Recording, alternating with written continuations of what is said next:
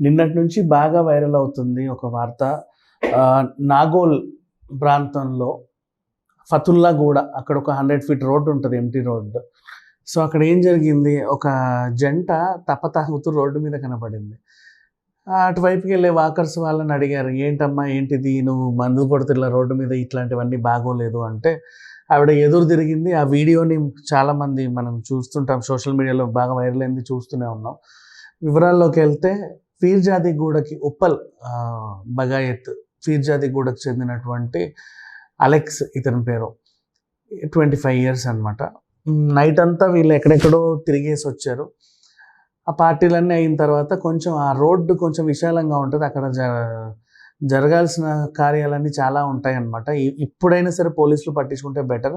ఆ 100 feet road అంతా నిర్మానుష్యంగా ఉండడం వల్ల కార్లు ఆపి అక్కడ చేయాల్సిన పనులన్నీ చేస్తున్నారు లవర్స్ అందరూ. సేమ్ అలాగే వీళ్ళు కూడా వచ్చారు. ఎర్లీ మార్నింగ్ 3 ఆ టైం నుంచి తాగడం మొదలుపెట్టారు. అలా అలా అలా పుణ్యకాలం కాస్త గడిచిపోయి తెల్లారడం మొదలైంది 5 అలా. మన వాకర్స్ ఏం చేస్తారు, ఎక్కడైనా సరే ఎంప్టీ రోడ్స్ ఉంటే హైదరాబాద్లో దొరికిందే అదృష్టంగా భావించి చాలామంది పొద్దున్నే వాకింగ్కి వెళ్తూ ఉంటారు. అలా ఏరియాలో వాకర్స్ చూసి ఏంటమ్మా ఇది అని అడిగితే వాళ్ళు ఎదురు తిరగడం, ఆ అమ్మాయి అయితే మీదికి రావడం మనం చూసాం. ఆ వీడియోస్ ఇవన్నీ కూడా నిన్నగాక మొన్నే బెంగళూరు రేవ్ పార్టీ గురించి మాట్లాడి ఇంత సెన్సేషన్ అయిన తర్వాత హైదరాబాద్లో ఇలాంటి సిచ్యువేషన్ నిజంగా షాకింగ్ అని చెప్పుకోవచ్చు.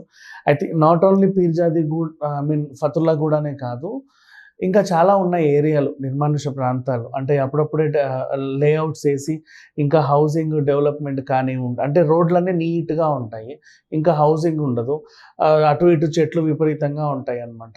అట్లాంటి ఏరియాలకి యువకులు ఏం చేస్తున్నారంటే మందు కొట్టడానికి, ఇంకెవడైనా అయితే వీడ్ తాగడానికి, గాంజాయి కొట్టడానికి, అండ్ ఈ అమ్మాయిలను తీసుకెళ్ళి కార్లలో గడపడానికి, అంటే ఒక ఓపెన్ హోటల్ రూమ్స్ లాగా, లాడ్జ్ లాగా తయారైపోయిందనమాట.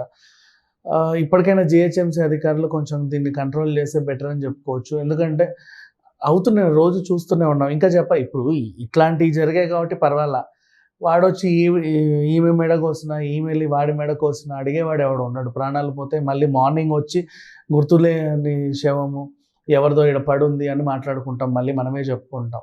సో ఇట్లా నిర్మానుష ప్రాంతాలు ఏవైతే ఉన్నాయో అక్కడ సీసీటీవీలు అమర్చడమో, లేకపోతే వాచ్మెన్లను పెట్టడమో, లేకపోతే పోలీస్ పహారా నిర్వహించడమో, పెట్రోలింగ్ పోలీసు కూడా తిరుగుతారులే కానీ అంతగానో వాళ్ళేం పట్టించుకుంటారు. బట్ ఇట్లాంటివి అవుతున్నప్పుడు కొంచెం ఇలాంటి ఏరియాల మీద ఎక్కువ ఫోకస్ పెడితే నెక్స్ట్ ఇట్లాంటి అంటే కొన్ని క్రైమ్ అనేది జరగకుండా ఉంటుందని మనం కాపాడుకోవచ్చు. Thank you so much.